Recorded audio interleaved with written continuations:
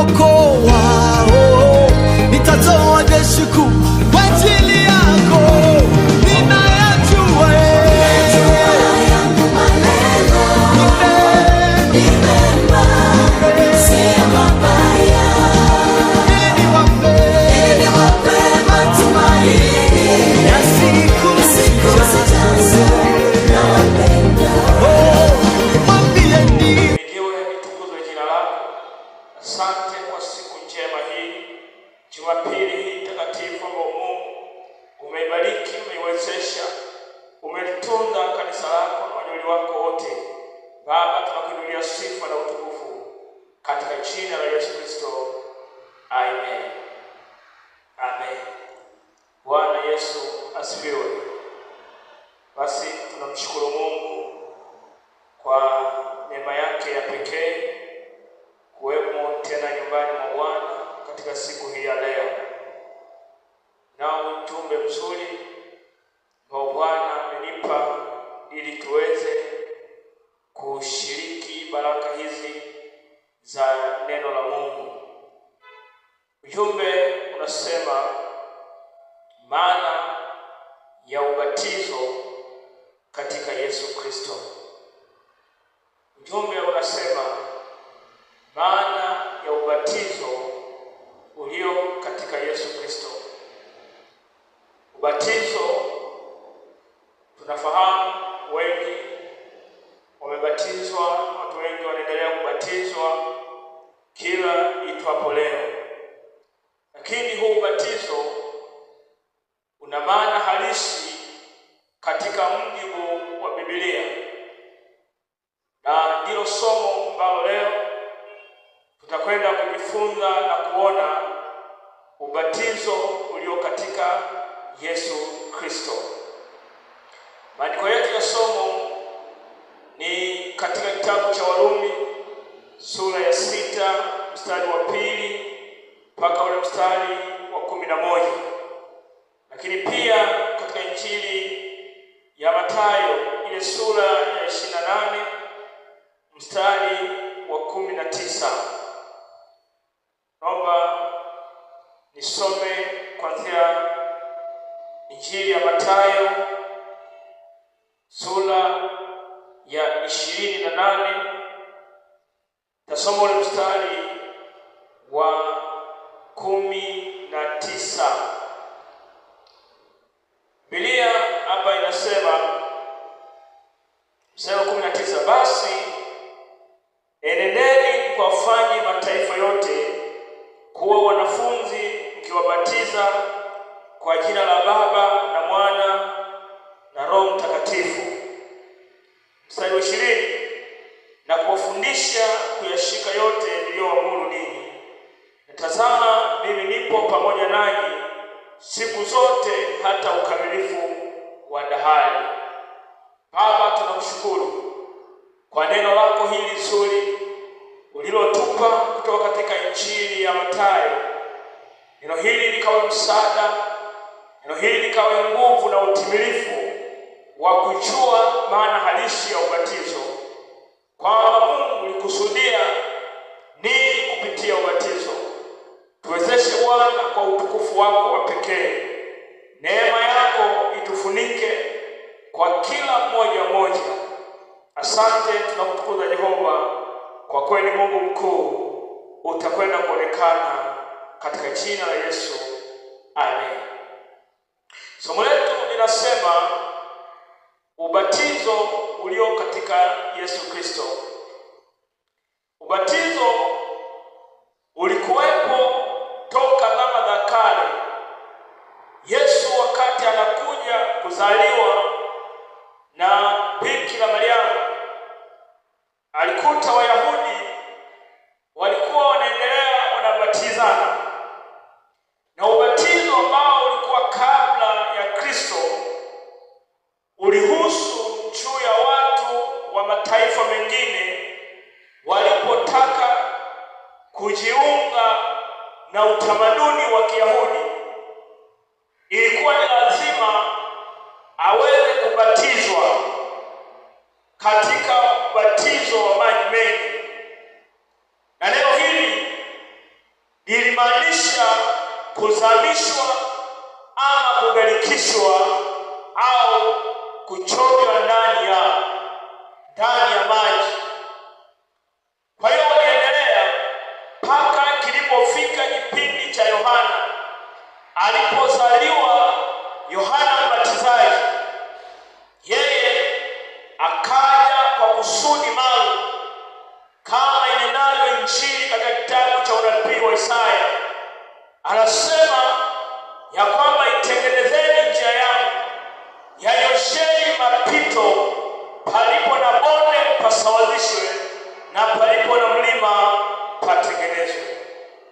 Kwa hiyo Yohana alikuja kubatiza kwa ajili ya kumwandaa Kristo, kumtangulia kama mjumbe na kutimiza haki iliyokuwa inatendeka juu ya taifa la Israeli. Na ubatizo wa Yohana ulijulikana kama ubatizo wa ondoleo la dhambi, ubatizo wa toba.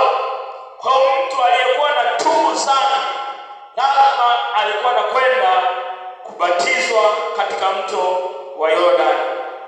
Kwa leo tunajifunza sana ubatizo ulio katika Yesu Kristo ni wa namna gani na una maana gani, na ndio tunayoweza kujifunza katika wakati huu na saa hii, kutambua kwamba Yesu alipoliagiza kanisa, enendeni ulimwenguni kote mkaihubiri Injili kwa kila kiumbe, aaminie na kubatizwa ataokoka.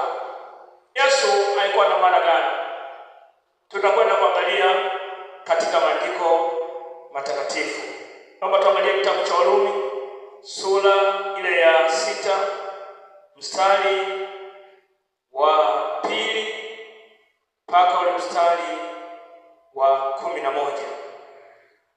Warumi sura ya 6 mstari wa 2 mpaka ule wa 11. Nasema, hasha, sisi tulioifia dhambi tutaishije tena katika dhambi? Hamfahamu ya kwamba sisi sote tuliobatizwa katika Kristo Yesu tulibatizwa katika mauti yake?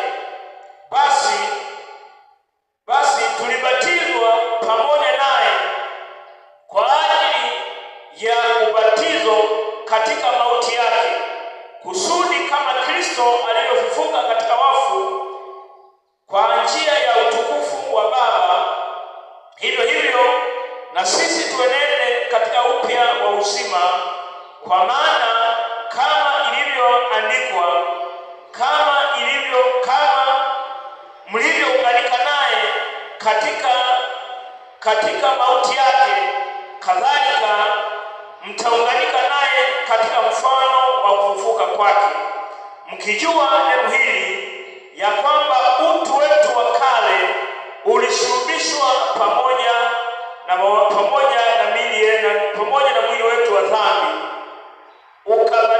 upatilike, tusitumikie dhambi tena, kwa kuwa yeye aliyekufa amehesabiwa haki mbali na dhambi. Lakini tukiwa tumekufa pamoja na Kristo, tuamini ya kwamba tutaishi pamoja naye, tukijua ya kuwa Kristo alikufa akafufuka katika wafu, hafi tena, wala mauti haimtawali tena. Maana kwa kule kufa kwake alifia dhambi mara moja tu, lakini kwa kule kuishi kwake amwishia Mungu. Hivyo hivyo ninyi nanyi jihesabuni wafu kwa sababu ya dhambi, na walio hai kwa Mungu katika Yesu Kristo. Neno hili Biblia inaeleza juu ya maana halisi wa ubatizo katika Yesu Kristo.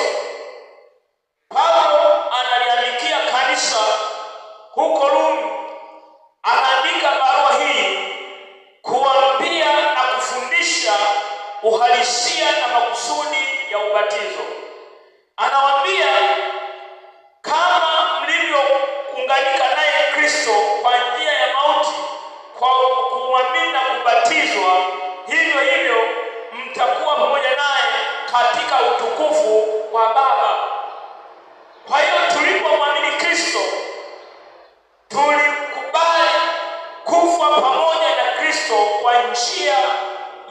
ubatizo. Ubatizo ilikuwa ni njia moja katika tendo la imani. Tunakubali kufa pamoja na Kristo, na ubatizo huu umetajwa katika maana kuu 4. Umetajwa katika maana kuu 4. Maana ya kwanza ni ushuhuda wa hadhara unaomtambulisha mtu kwamba ametubu dhambi.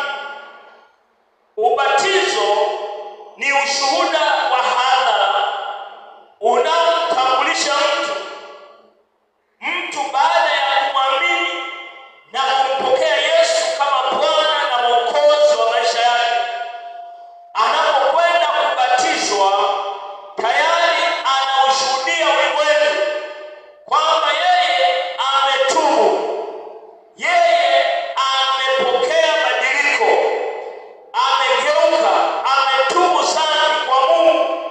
Kwa hiyo anautangazia ulimwengu kwamba yeye tayari ni miliki ya Mungu.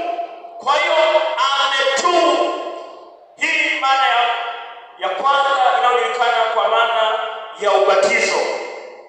Na unapojua maandiko, Injili ya Mathayo sura 28:19 ambayo tumesoma, lakini pia Matendo ya Mitume sura ya 2 na mstari wa 38 mpaka ule wa 41 inaeleza habari ya jambo hili kwamba tulipomwamini Yesu kama Bwana na Mwokozi wa maisha yetu, jambo lililofanyika la msingi ni kule kutoa ushuhuda wa hadhara juu ya kukubali kubatizwa katika maji mengi. Matendo ya Mitume sura ya 2 ule mstari wa 38.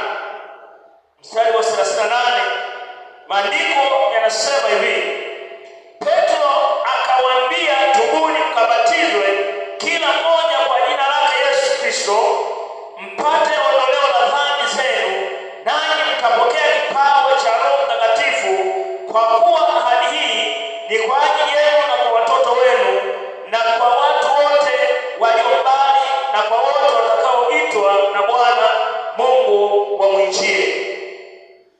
Akawashuhudia kwa maneno mengi sana na kuwaonya akisema, jiokoeni na kizazi hiki chenye ukaidi.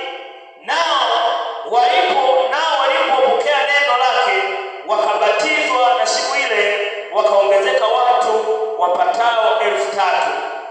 Wakawa wakidumu katika fundisho la mitume na katika kushiriki na katika kumega mkate na katika kusali. Kwa hiyo Petro